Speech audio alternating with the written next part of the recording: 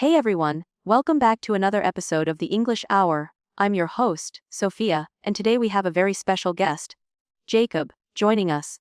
Jacob, how's it going? Hey, Sophia. Thanks for having me.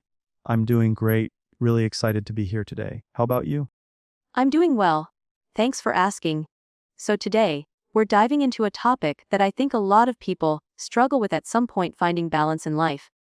Jacob, you're someone who's managed to juggle a lot of things, from work to personal goals.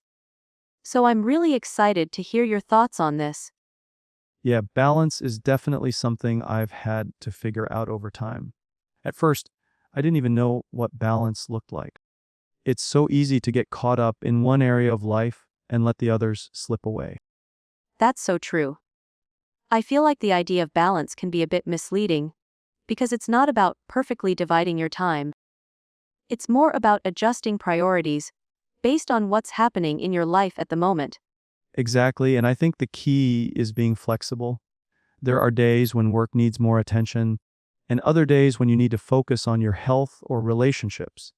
The trick is not to feel guilty when one area of life needs more focus than another. It's about understanding that balance looks different from day to day. I love that point. It's so easy to feel guilty about letting something slide. But sometimes, that's just what needs to happen. I think people put a lot of pressure on themselves to maintain this perfect equilibrium all the time. But life doesn't work like that. Definitely. And it's important to remember that balance doesn't mean equal time for everything. It means finding a rhythm that works for you. Sometimes it's okay to give more time to work, and other times it's okay to step back and focus on yourself.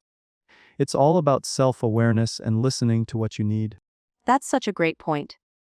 I think the first step in finding balance is actually understanding what we need at any given moment. It's easy to get caught up in doing what's expected, or what everyone else is doing. But when we tune into our own needs, that's when balance starts to make sense. Absolutely. And I think that's where mindfulness comes into play. Being mindful of our feelings and needs can help us make those decisions more consciously, rather than just reacting to the chaos around us. Yes, mindfulness is such a powerful tool for finding balance. When we're mindful, we can recognize when we're overwhelmed, or when we've been neglecting certain aspects of our life. It helps us course correct before things get out of hand. And I think it also helps us understand our limits. I used to push myself really hard, thinking that I had to do everything perfectly, all the time. But eventually, I learned that it's okay to say no or to take a step back. Protecting your energy is key. Oh, 100%. It's easy to burn out if you're constantly saying yes to everything. And burnout doesn't help anyone, not you, not the people you're trying to help, and not your work. So learning when to set boundaries is an essential part of balance. Exactly. Setting boundaries is about respecting yourself and your time. It's not selfish to say no when you need to. It's necessary for your well-being. And it's a skill that takes time to develop. For sure. It's something that I think people have to unlearn, especially if you've been conditioned to always put others first. But once you get the hang of setting boundaries, it becomes easier and more natural. Totally.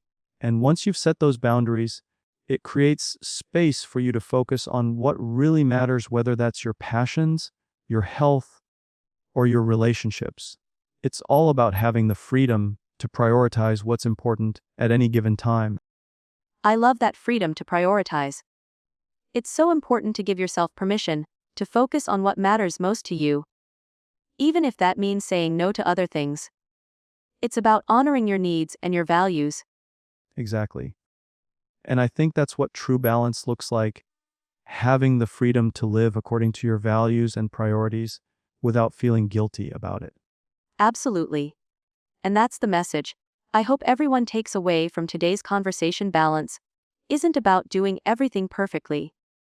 It's about giving yourself the grace to adjust, set boundaries, and make space for what truly matters. I couldn't agree more. Life's too short to try and do it all at once. Focus on what brings you joy and peace, and the rest will fall into place. Beautifully said. Well, That's all the time we have for today's episode. Thank you so much for being here, Jacob, and for sharing your insights. Thank you for having me, Sophia. It's always a pleasure to chat with you. And thank you to everyone listening today. Remember, balance isn't about perfection, it's about being mindful and intentional with your time and energy. Until next time, take care and keep finding your rhythm in life. Wait, before we wrap up, Jacob, I want to dig a little deeper into something you mentioned earlier about boundaries. I feel like so many people struggle with setting boundaries, especially when it comes to work. What advice do you have for people who feel guilty about saying no at work? Oh, that's such a great question. It's definitely something a lot of people struggle with, especially when it feels like saying no could hurt your career or relationships. But I think the first thing to recognize is that your time and energy are finite. No one can be at their best when they're stretched too thin. That's so true. It's easy to think that by saying yes to everything, we're showing dedication, but in reality, it can just lead to burnout. Exactly. And I think a lot of times people don't realize that saying no can actually be a form of self-respect. You're respecting your time, your well-being, and your ability to deliver quality work. If you're constantly overwhelmed, you can't be at your best, and that affects everything. That's such an important point. It's like when you're flying on a plane, and the safety instructions tell you to put your oxygen mask on first before helping others. If you don't take care of yourself, you won't be able to help anyone else effectively. Exactly, I love that analogy. And I think another thing people forget is that it's okay to set boundaries with kindness. You don't have to be rude or abrupt about it. You can be polite and still firm in your decision. I love that. Setting boundaries doesn't have to feel confrontational or harsh. You can say something like, I really wish I could help, but I'm already committed to something else at the moment. And it's totally okay. It doesn't make you a bad person, it just means you're being honest and responsible with your time. Exactly. And in the long run, setting clear boundaries actually earns you more respect from others. People will start to understand that you're someone who knows their limits and takes their commitments seriously. I couldn't agree more. And I think it also sets a good example for others. When you set healthy boundaries, it encourages others to do the same. It creates a culture of respect and balance, and that's something we could all benefit from in both our personal and professional lives. Absolutely. And I think it's important to remember that boundaries aren't just about saying no, they're also about saying yes to the right things. When you make space by saying no to what doesn't serve you, you have room to say yes to what truly aligns with your values. That's a beautiful way to put it. Boundaries create space for what matters most.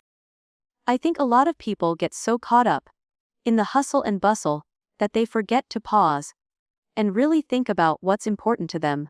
Yeah, and that's where mindfulness really comes in again. When you're mindful, you can assess what's truly worth your time and energy. It's about making conscious choices instead of just reacting to the demands around you. That's such a good reminder. Mindfulness gives you the clarity to understand what you want to focus on and what you need to let go of. It's not always easy, but the more you practice it, the easier it gets. Definitely. And it's a journey, right? No one gets it perfect all the time.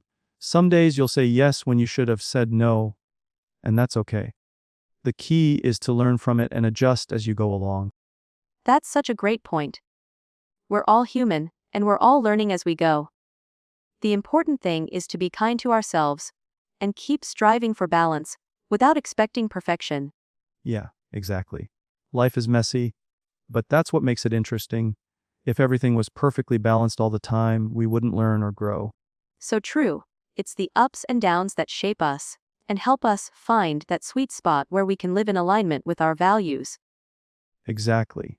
And I think it's also worth mentioning that finding balance doesn't mean you have to do everything by yourself. It's okay to lean on others for support. Whether it's a friend, a partner, or a mentor, having that support system can make a huge difference in maintaining balance. Oh, I love that. It's not about being a lone warrior. balance is also about knowing when to ask for help and allowing others to be part of your journey. Sometimes, that's the most powerful way to keep things in harmony. Absolutely.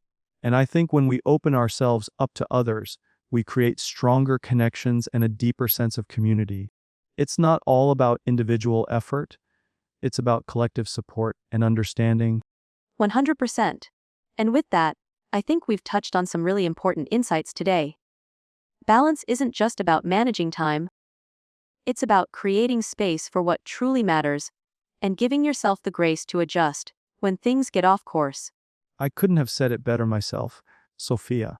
It's all about embracing the journey and being gentle with yourself along the way. Well, Jacob, this has been such a fantastic conversation. I feel like we've really uncovered some meaningful perspectives on balance and self-care. Thanks so much for sharing your thoughts with us. It's been a pleasure. Sophia, I hope our conversation helps some people out there who might be struggling with finding that balance in their own lives. Absolutely. And to everyone listening, thank you for joining us today. Remember, balance is not about being perfect, it's about being mindful, setting boundaries, and embracing the journey. Take care of yourselves, and we'll catch you in the next episode of the English Hour. Before we wrap things up, Jacob, one last thought. What do you think is the hardest part about maintaining balance in life? Especially for people who are constantly juggling multiple responsibilities. That's a tough one, Sophia. I think the hardest part is managing expectations, both others and your own. We often set high expectations for ourselves, thinking that we should be able to handle everything at once. But when things start to pile up, it can feel overwhelming. I totally get that. I've experienced that pressure to be everywhere, do everything, and still keep up with all the expectations. It can be mentally exhausting. So how do you deal with those high expectations? Well, I think the first step is being honest with yourself. You've got to recognize when things are getting too much and when you're burning out. It's about recognizing your limits and then adjusting your commitments accordingly. But I also try to practice being realistic. Not everything can be done at once, and that's okay. I like that, being realistic. Sometimes we get caught up in the idea that we need to do it all, but in reality, we just need to focus on what's most important right now. Exactly. And also, it's about learning how to say no without feeling guilty. People sometimes think that saying no is selfish, but it's really an act of self-care. By saying no, you're actually creating more space for the things that truly matter to you. Oh, I love that. Saying no is actually a gift to yourself and to others.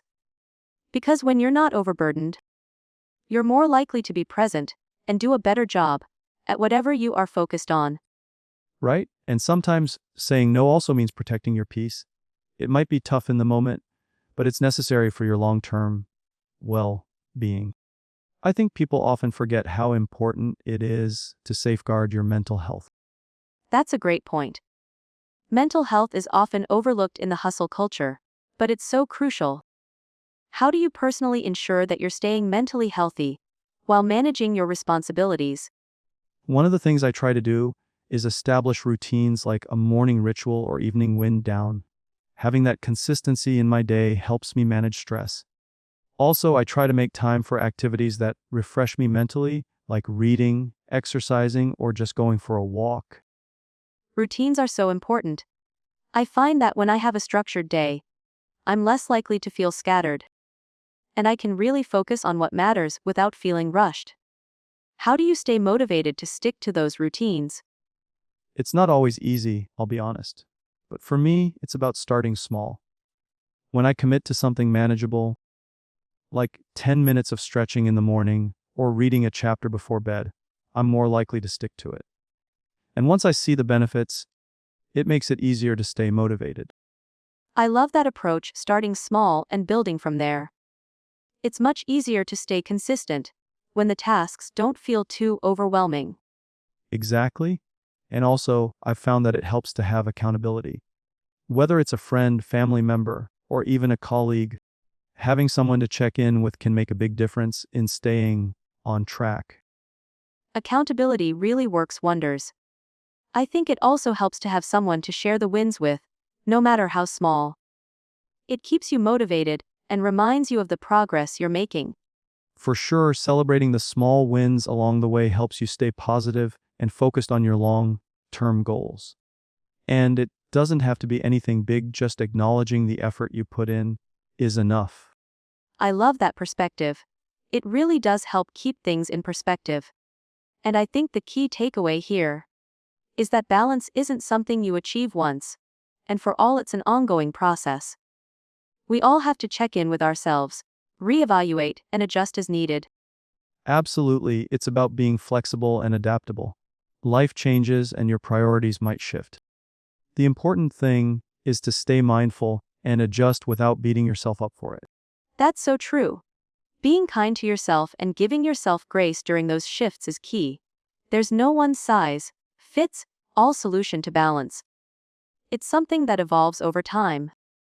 Exactly, and as we wrap up, I want to remind everyone that it's okay to take a step back when things get overwhelming.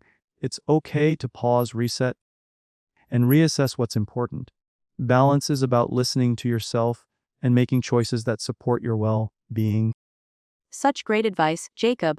It's been an amazing conversation today, and I hope it resonates with our listeners. We all have different journeys when it comes to finding balance. But the key is to keep learning, keep adjusting, and, most importantly, keep taking care of ourselves. Thanks so much for having me, Sophia. It's been such a pleasure chatting with you about something that's so important. I hope everyone out there is able to find their own version of balance and take steps to protect their peace. Thank you again, Jacob, and thank you to everyone listening. Don't forget, finding balance is a journey, and you're not alone on it. Be kind to yourself. Take it one step at a time, and we'll catch you in the next episode of the English Hour. Stay balanced, everyone. Jacob, as we talk about balance, it makes me think, how do you handle moments when things just aren't going according to plan? When it feels like everything's out of control? Oh, those moments can definitely be tough. I think the first thing is to recognize that it's okay not to have everything under control. When things start falling apart, I try to remind myself that it's just a moment in time. I focus on what I can control and try to let go of the things that I can't. That's such a healthy mindset. It's hard sometimes to let go of that need for control, but it can be so freeing when you realize you don't have to have everything figured out. Have you ever faced a situation where you felt completely overwhelmed? Absolutely. I think we all do at some point. There was a time when I was juggling multiple projects, deadlines, and personal responsibilities. I just felt like I was drowning in it all. What helped me was breaking things down into smaller, more manageable tasks. And reaching out for support, sometimes just talking about it with someone can make all the difference. I completely agree. Talking it out with someone, whether it's a friend or a mentor, can be so helpful in putting things into perspective. What did you learn about yourself from that experience? I learned that it's okay to ask for help and that I don't always have to carry everything on my own. I also learned that it's okay to take breaks. When you're in the middle of a chaotic period, taking even just a short break can help you reset and come back with a clearer head. That's such a great lesson, taking breaks. We often feel guilty about stepping away, but sometimes, a little time to recharge is exactly what we need to do our best work. Do you have any practices or habits that help you stay grounded when everything feels chaotic? One thing I've found helpful is practicing mindfulness. It's a way of staying present and focused on what's happening right now, rather than worrying about the past or future. I also try to incorporate some form of physical activity into my day, even if it's just a short walk. It helps clear my head. I love that. Mindfulness is such a powerful tool, and even something as simple as a walk can make a huge difference. I've heard a lot about how our physical and mental health are so closely connected. Have you noticed any particular habits that positively impact both? Oh, definitely. One thing I've noticed is how sleep impacts everything. If I'm not well rested, I can't focus, I feel more stressed, and everything just feels more difficult. When I prioritize sleep and create a healthy sleep routine, my overall well-being improves. That's so true.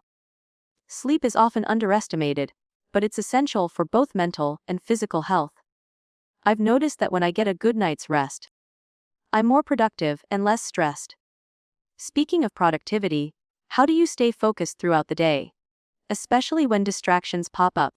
Staying focused is a constant battle, but I've found that having a set schedule and sticking to it as much as possible helps. I also try to limit distractions, like turning off unnecessary notifications or setting boundaries with people when I need to focus. It's not always perfect, but it helps a lot. Setting boundaries is such an important skill, especially in our connected world, where distractions are everywhere. Do you ever struggle with feeling like you're missing out when you set those boundaries? I used to, especially when I'd have to say no to social plans or things that seemed exciting.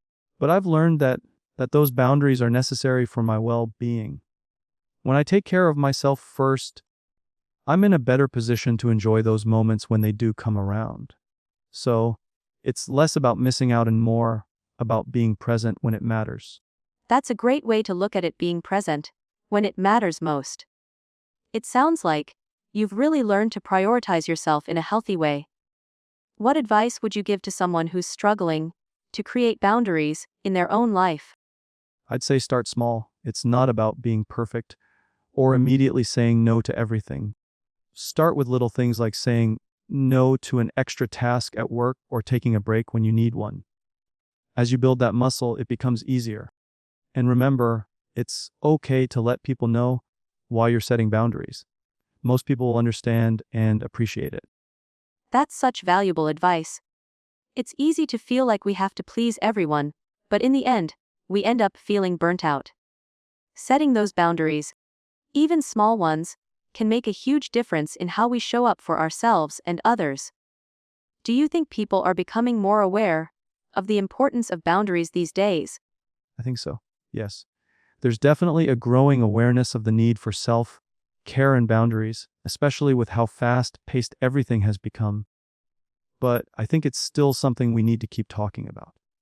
There's often this pressure to be constantly available, especially in our work culture.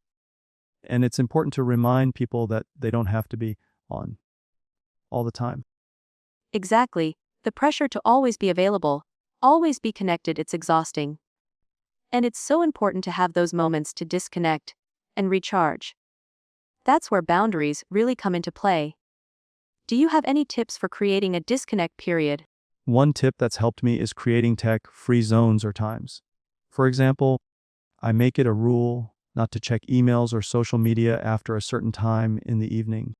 I also try to have a few hours on the weekend where I don't look at any screens. It's a simple habit, but it really helps me reset. I love that idea. Creating those tech-free zones can really help us be more present in our lives. It also gives us the chance to focus on the things that matter most, like our relationships and personal growth. Exactly. And it's important to remember that disconnecting doesn't mean you're being lazy or avoiding responsibilities. It's about giving yourself space to recharge so that you can show up better in all areas of your life. That's such an important reminder, Jacob. Taking care of yourself is not a luxury, it's a necessity. Thank you so much for this incredible conversation today. Thank you, Sophia. It's been a pleasure talking with you about these important topics. I hope our listeners walk away with some useful insights. I'm sure they will. Thanks again for joining us. And thank you to everyone tuning in. Take care of yourselves, set those boundaries, and we'll see you next time on the English Hour. Jacob, before we wrap up, I'm curious, what's the most challenging thing you've had to set a boundary around in your own life? Has there been one area where it was harder than others? That's a great question, Sophia. Honestly, I think the hardest thing has been setting boundaries around my time. I'm someone who loves being busy and feeling productive, but I've had to learn that not every opportunity needs my attention. It's been difficult to turn down things that seem exciting or important, especially when I feel like I'm going to miss out on something.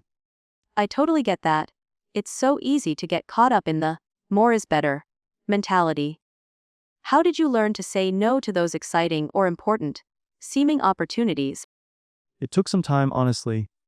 I had to do a lot of self-reflection and ask myself, will this really add value to my life?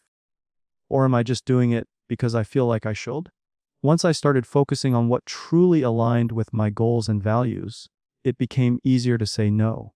And I also had to remind myself that it's okay to not be everywhere or do everything. That's such a healthy approach, Jacob. It sounds like you've really taken the time to evaluate what matters most to you. Do you think there's a particular moment when you realized you had to set these boundaries? Or was it more of a gradual realization? It was definitely gradual. There wasn't one moment that made me realize, but there were definitely signs along the way. I started feeling drained, overwhelmed, and disconnected from the things I truly cared about. That's when I knew something had to change. I couldn't keep running on empty. So I made the decision to slow down and really think about what was worth my time and energy. That's such an important point. Sometimes we don't even realize how burnt out we are until it starts affecting our well-being. It's a wake-up call that can really push us to make those necessary changes. How do you keep yourself motivated to stick with your boundaries, even when life gets busy again? That's definitely a challenge. What helps me stay motivated is reminding myself of the bigger picture. When I'm tempted to overextend myself, I think about the long-term benefits of having that time and space to recharge. I also try to celebrate the small victories, like when I successfully say no or carve out some personal time. It helps me stay motivated to keep going. I love that. Celebrating the small victories really makes a big difference. It's like a little reminder to keep going, even when things feel overwhelming. Do you ever reflect on how far you've come in your journey of setting boundaries and managing your time? Absolutely. It's honestly really rewarding to look back and see how far I've come. There was a time when I would say yes to everything, and now I feel much more in control of my time. I don't always get it right, but I'm proud of how much I've learned and how I've grown. The key for me has been finding balance and staying true to what's important. That's so inspiring, Jacob. It's all about progress, not perfection, and recognizing how much you've learned along the way. I think a lot of people will find that message really empowering.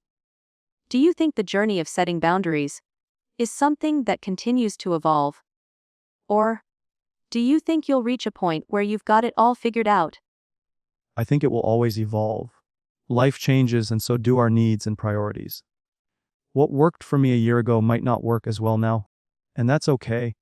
It's all about staying flexible and adaptable. I don't think we ever really figure it out, but we keep adjusting, learning, and growing. I completely agree. Life is constantly changing, and that means our boundaries and our approach to them will shift too. It's about being open to change and learning from every step along the way. I'm really glad we're talking about this. Jacob, setting boundaries is something that so many people struggle with, and it's such a valuable conversation. I'm so glad we're having this conversation too, Sophia. It's not always an easy topic to talk about, but it's so necessary. I hope people listening can take something from our discussion and start applying it to their own lives. Absolutely. If even just one person feels empowered to set healthier boundaries after hearing this, I think we've done a great job. And for anyone out there who's struggling, just know that you're not alone. It's a process, and every step counts. 100%. And remember, it's okay to take things one day at a time. You don't have to get everything perfect all at once. What's important is making progress and taking care of yourself along the way. That's the most important part. Taking care of yourself should always be the priority. Thank you so much, Jacob, for sharing all of your wisdom with us today. This has been such an insightful conversation, and I'm sure our listeners are taking away so much from it. Thank you for having me, Sophia. It's been a pleasure. I hope everyone listening feels a little bit more inspired to create boundaries and prioritize their well-being.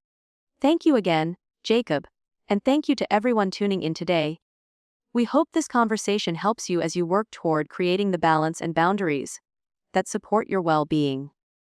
Take care of yourselves, and we'll catch you in the next episode of the English Hour. Stay balanced, stay healthy, and remember it's okay to say no when you need to. Jacob, I've been thinking more about what you said regarding being flexible with boundaries.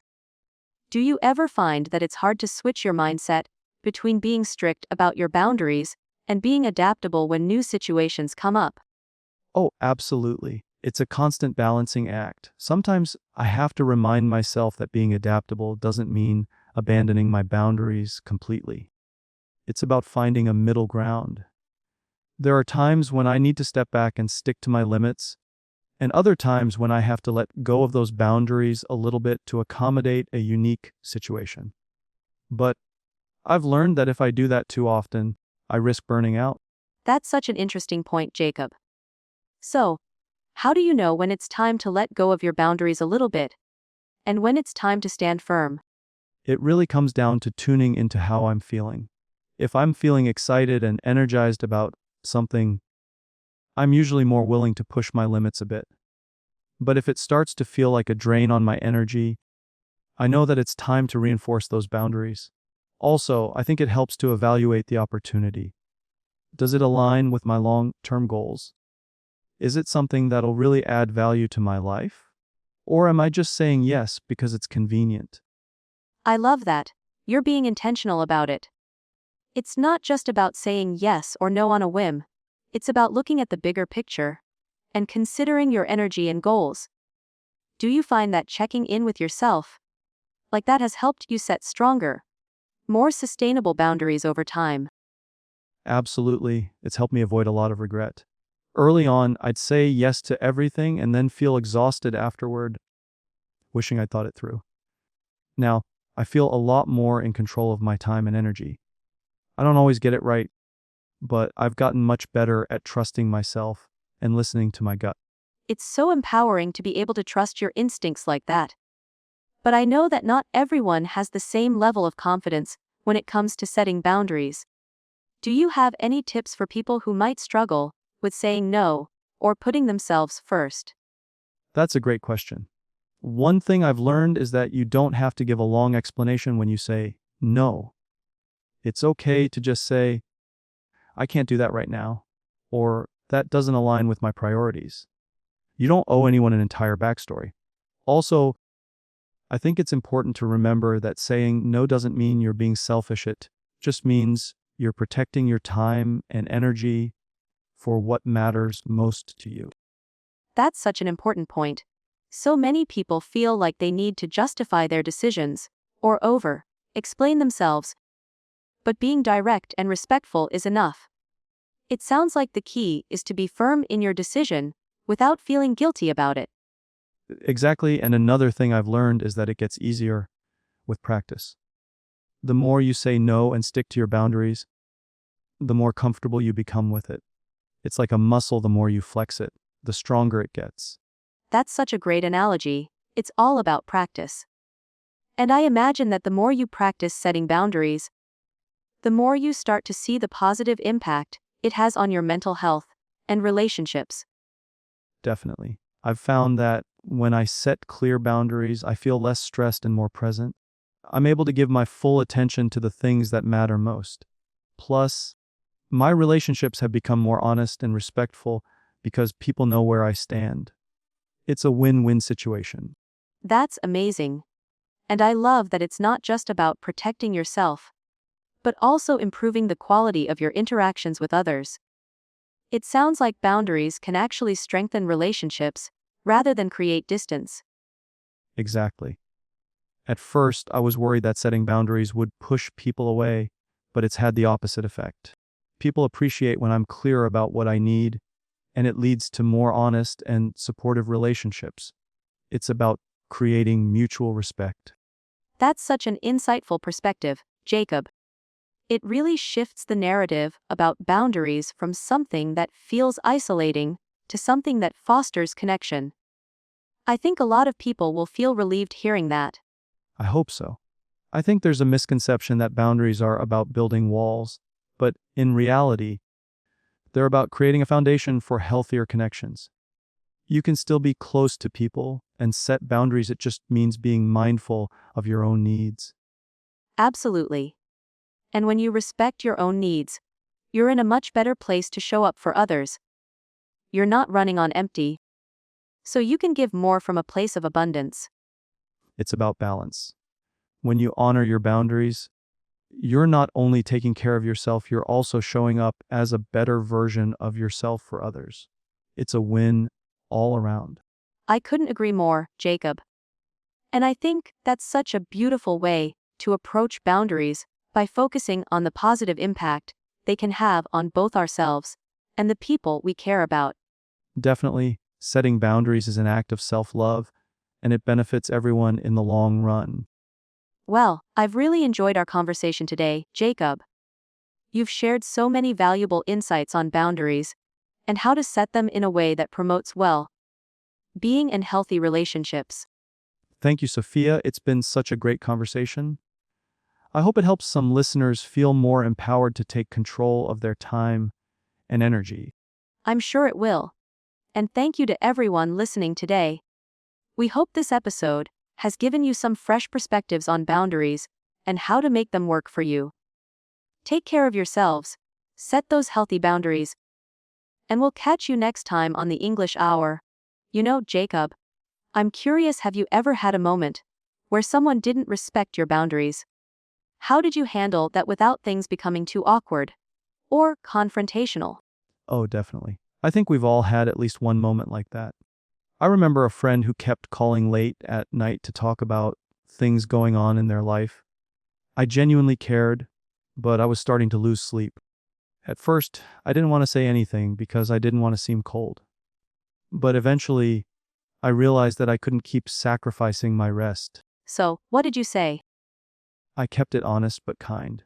I said something like, "Hey, I really care about what you're going through, but I've been feeling super drained lately, and I need to start winding down earlier. Could we chat during the day instead?" Surprisingly, they understood. It actually improved our communication because we were both more present when we talked during the day. That's such a good example of how you can stand up for your needs without making the other person feel bad. I think that's a skill a lot of people want to develop, asserting themselves without sounding harsh. It's all about tone and timing, and honestly, practice. I didn't always get it right. There were times I either avoided the conversation or came off too strong. But I learned that if you lead with empathy, people are more likely to hear you out. That makes so much sense. And speaking of empathy, have you ever had to respect someone else's boundaries that you didn't expect? Like maybe a friend needed space, or didn't want to talk about something. Yes, actually. A close friend of mine went through a breakup, and I was ready to jump in with advice and support. But they told me, "I appreciate you being here, but I just need some quiet time to process things." At first, I was like, "Wait, aren't I supposed to help?" But then I realized that honoring their request was helping. That's powerful. Sometimes helping means stepping back, not stepping in. Exactly. It reminded me that respecting others' boundaries isn't a rejection of your care, it's actually a sign that they trust you to respect their needs. You know, I feel like a lot of us need that reminder. That it's okay not to be everything for everyone all the time. We can care deeply and respect space. That's beautifully said. And honestly, once you get comfortable with that idea, relationships become more honest. There's less pressure and more room for trust to grow.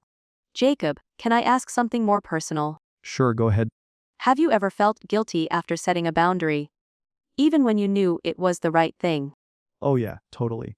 Especially with family, saying no to a family gathering or a request for help used to hit me with a wave of guilt. Like, I was letting someone down.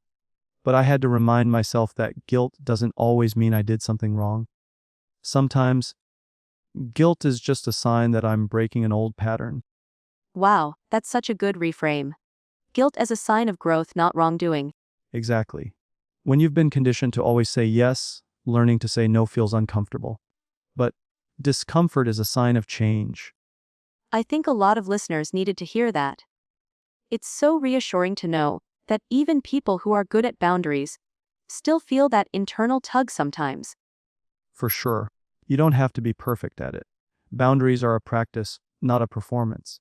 That's such a great note to sit with. And I feel like we could keep unpacking this forever. There's so much depth to the topic. I'd be up for part 2 sometime, honestly. We could get into how boundaries affect work life, romantic relationships, even social media use. Yes, especially social media. That's a big one these days.